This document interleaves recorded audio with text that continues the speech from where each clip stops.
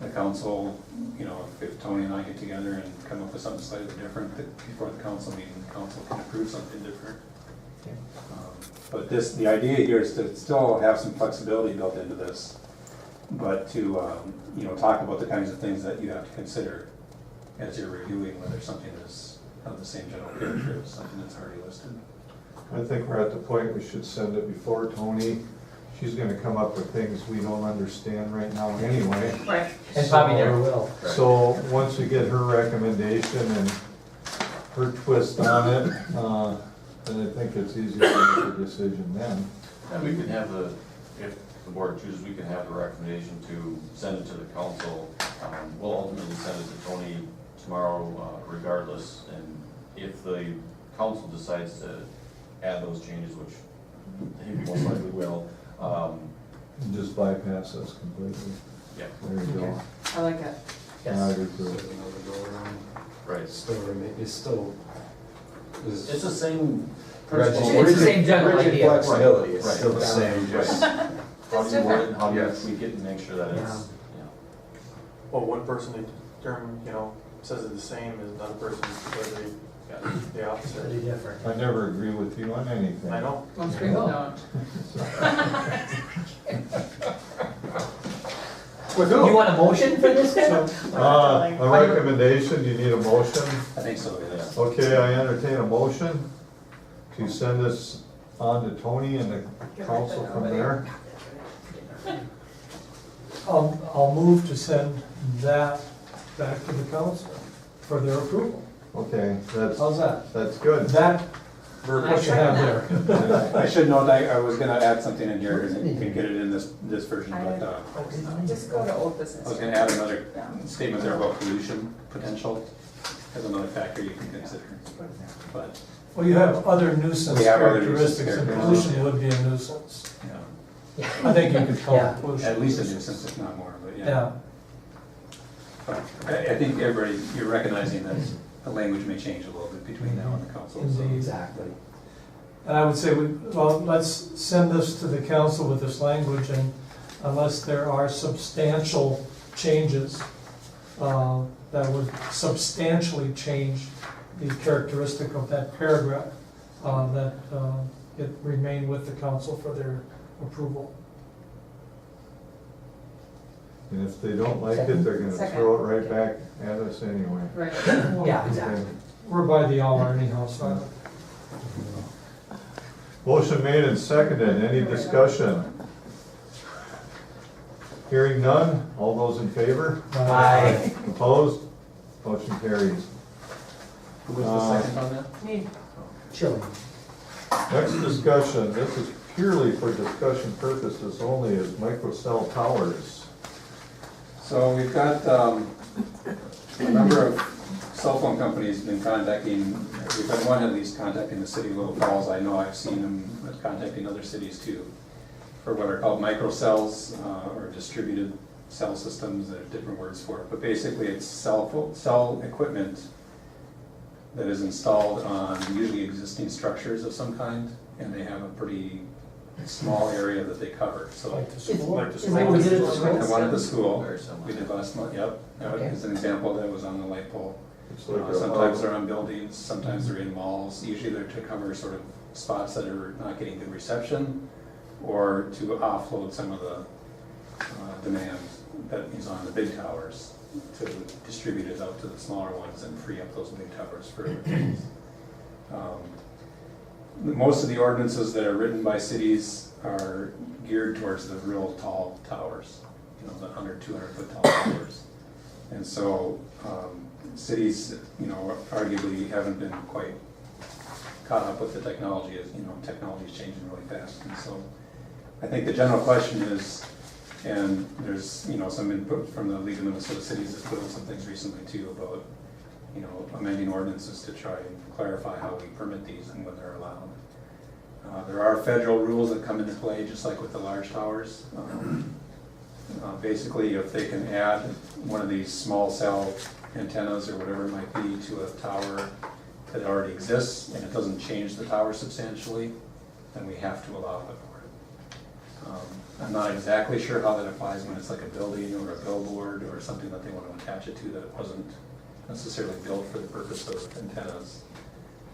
But that tends to be where they want to put them, is either on billboards, on buildings, on light poles in right of way. And so we have the issue too of when they want to put them in public right of way versus when they want to put them on private property, and how that works. Private property, we really wouldn't have a say over, would we? Well, you could if it was, like with the school district last month, I think arguably you have a say over that. Oh, okay. It's just that, you know, you can go from, you know what, if they don't change the height of the structure they're on, and the building Okay, code, that way, is, yeah. you know, shows that it can support the extra weight and all that, then maybe you don't care. Yeah, Yeah. line of sight. Have some of the bigger cities Yeah. done ordinances like these? I know Minneapolis has done. I can't some work imagine on they it. wouldn't, yeah. Yep. I know other cities are looking into it.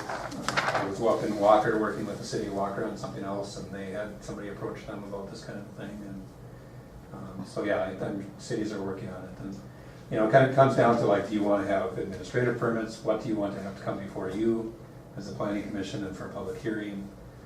It's mostly about the procedure of how you want to handle these requests. So, Would it be a good idea to have staff do some research into what ordinances are out there maybe you know, there is a model ordinance, I think, that's been put out, at least one. by the League of Cities? Well, it was, I think, I don't know if it was the National League of Cities and the National Association of Counties, I think, was involved with it, and some of the companies that build these towers and these antennas. They put out some model ordinance, and I looked at it, and it really doesn't say a whole lot. It just kind of Real talks general. about, there's a procedure to approve them, but it doesn't really talk about setbacks or height limits or anything like that.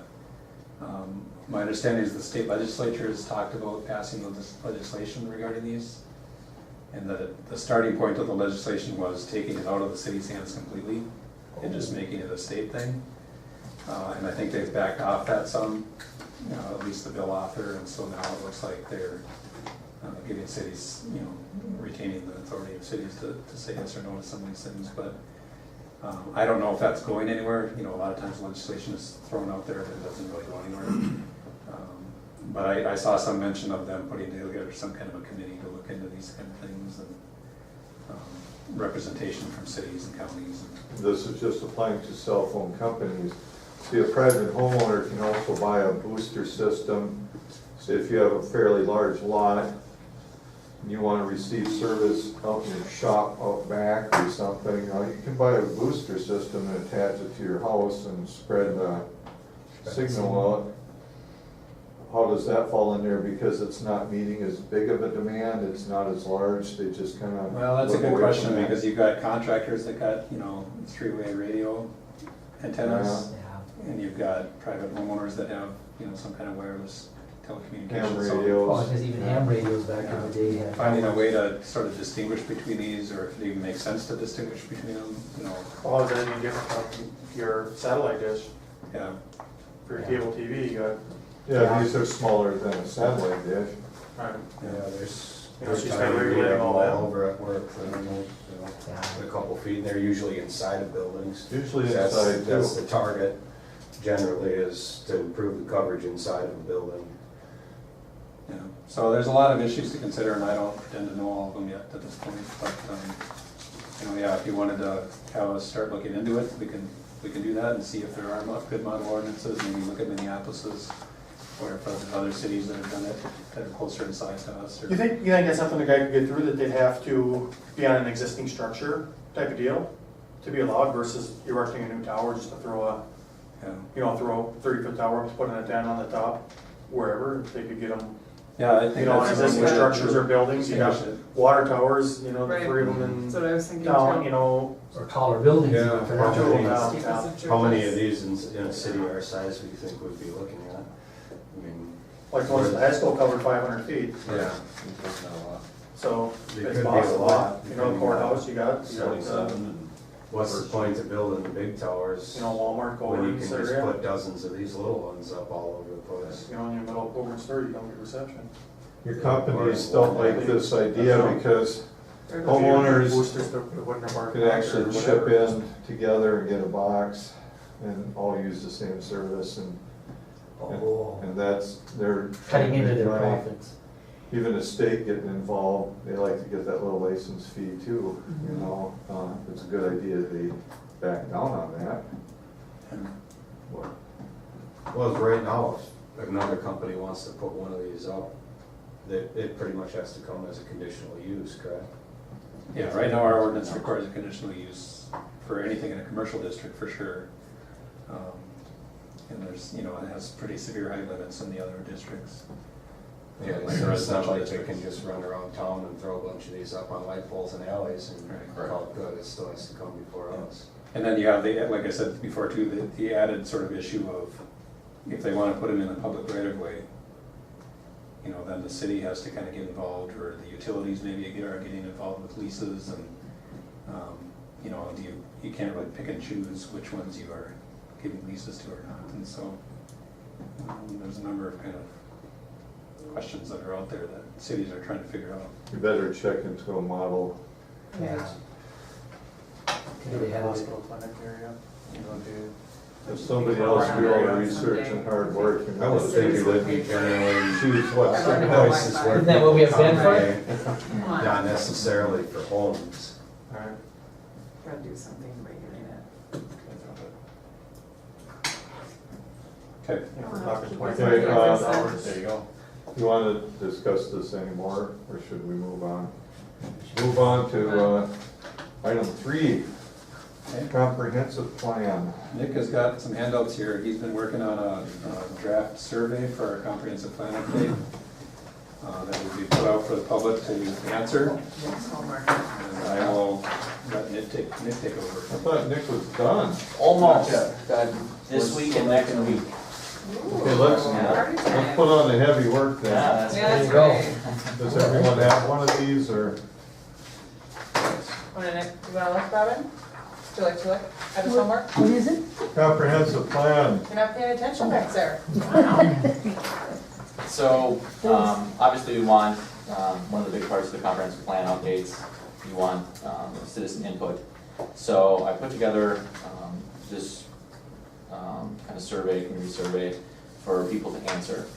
This is designed to go out as both a paper copy and as a digital copy, so that people can answer it online and as a paper form. So we can just kind of go through introduction, kind of a couple open-ended questions to get people to just kind of their first thoughts right away, anything that stands out to them, that they, like what their favorite things are, things that they would like to change. And I think maybe what we'll do is we'll go through the whole thing, and then if you have any questions or comments, we can talk about the whole thing like at the end. Next section is housing, and then these sections kind of go along with different sections of the comprehensive plan. So, housing, a couple questions there about affordability, availability, and then at the end of each of these sections, as you can see, I have a box for any other comments or suggestions that they have. Parks and recreation asks about passive and active parks, different types of parks, and then talks about bike trails and bike lanes.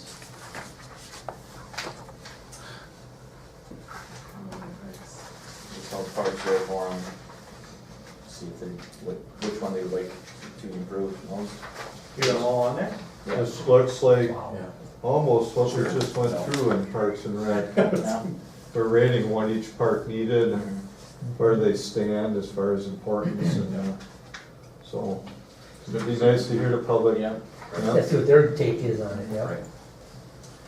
And then economic development, couple questions there, rating. And then, question there asking what type of businesses they would like to see, if they would like to see any more added.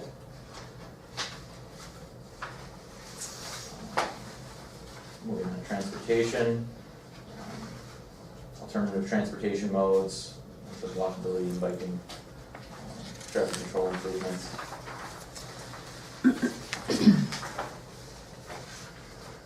Then other considerations, that question is a ranking so that they, because you can't make everything happen, but if you give a ranking to see what they see as a priority, you know, where to put more effort, I guess, moving forward. Question about population, if they would like to see community stay the same, grow, or if they think it's too big, what they see the ideal size of being. And then, oh, okay.